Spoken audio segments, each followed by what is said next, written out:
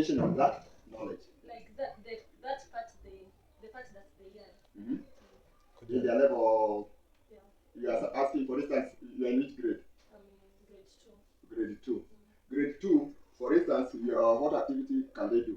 For instance, Washing utensils. or washing a handkerchief, for instance. Washing a handkerchief, for instance. So then, for here, you are identifying. You are giving a description of what they are supposed to do, and the skills. Are they supposed to? They have the knowledge. You ask them, how do we wash a handkerchief? The learner is supposed to describe to you the details of how they are supposed to. Then when it comes to skills, skills is something that is practical. So you test skills through, doing an activity. Is the learner able to wash the handkerchief? Is there?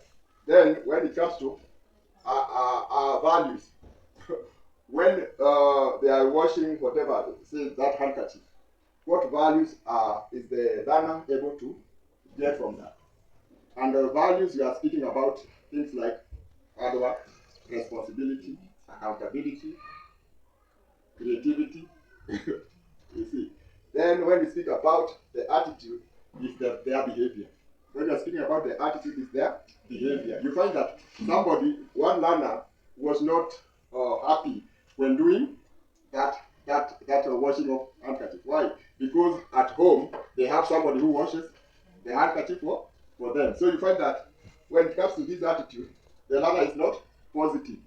Unaona hata mwingine anakasirika.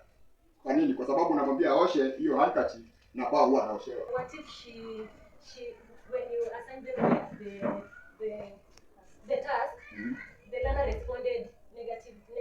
At first, like you assign them the task, the learner clicked, but the learner decided to do that task, but he did it very well. How will you recommend doing it? You give the final result which is positive, not the beginning.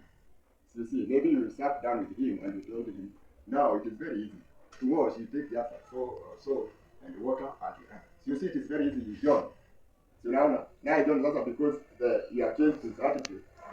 He starts to engage in that activity, and even he enjoys the activity.